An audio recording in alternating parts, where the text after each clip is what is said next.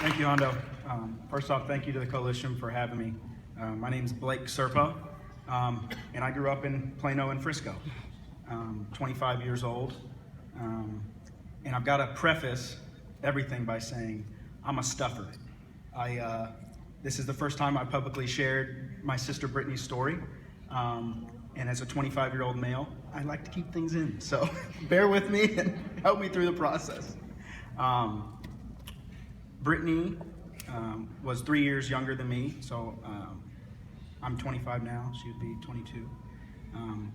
I'll kind of rewind the tape a little bit before I get into when she passed away. At 12 years old, it was when we really noticed something was different. Something was going on with Brittany, with behaviors that just didn't seem normal. And then we got into 12, 13, 14. It was not coming home at night at 15 years old, at 16 years old. Me scrambling all the friends from around the neighborhood, going to say, hey, can you come help me find my sister? I don't know where she is. We then had to look for school outside the normal private schools that we were in up in Plano and Frisco. It's, hey, we care about you, Brittany, and I'm speaking for my parents here, which my mother's here in the front row. We care about you, so she went off to boarding school. We didn't know what it looked like because we didn't have any education. We had no idea about mental illness. She spent a year in Vermont at a boarding school.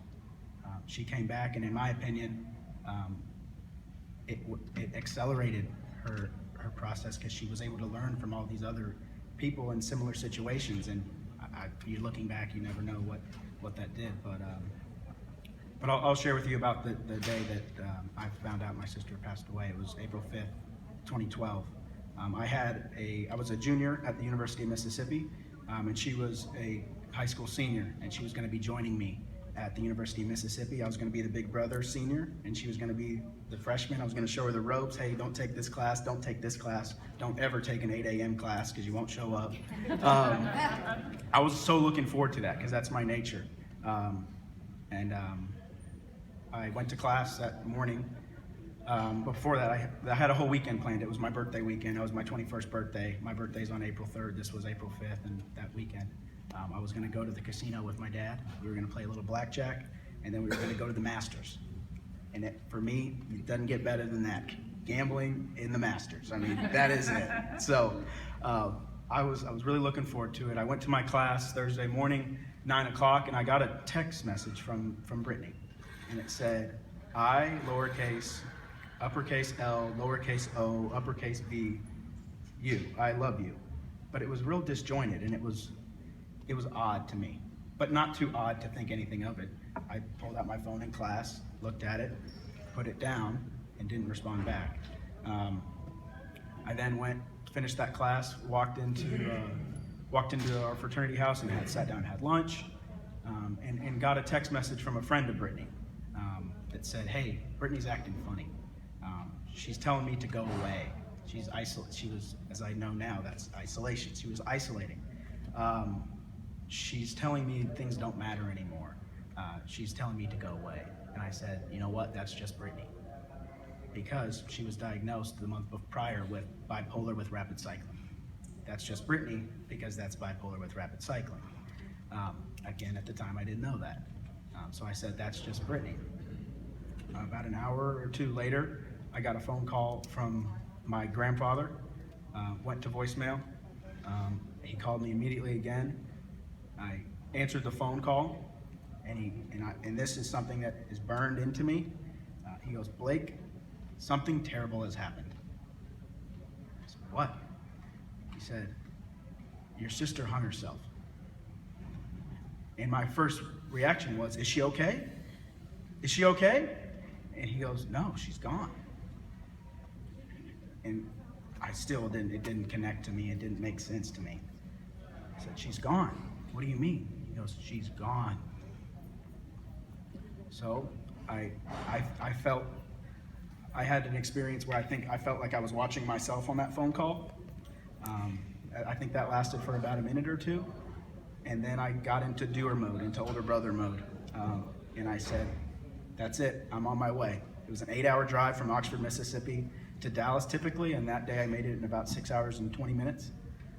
I ran into my room, and someone was in my room playing a video game, I think, and I said, "Brittany's gone. She hung herself. She's dead."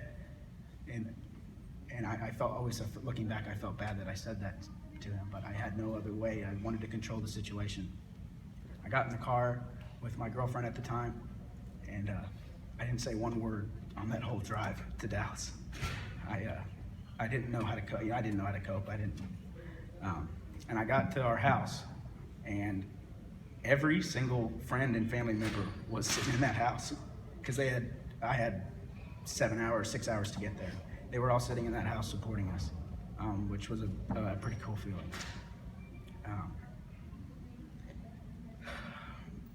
So we buried Brittany that weekend, and the next couple years for both myself and my mother and father we were very withdrawn.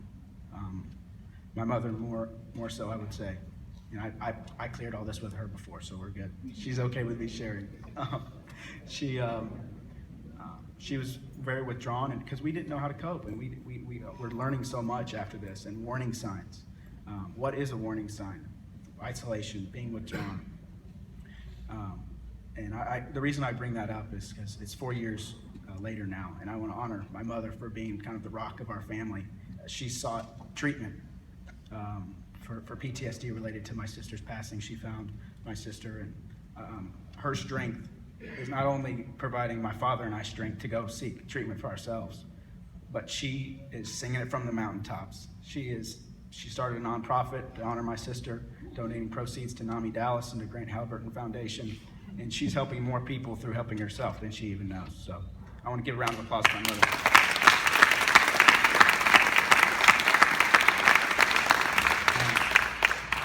Again, I just want to say thank you for giving me this opportunity to speak for the first time about Brittany and our family story. I'd like to use it as a launching pad to help young people. Because when you get in a room of 5 guys that are 25 years old in my life, doing life together, it looks like, hey, that guy's got a problem. That guy's jacked up. No, that guy's not jacked up. That guy's suffering from severe depression. Let's wrap our arms around him instead of kicking him in the dirt. So I take that on, and again, thank you for having me.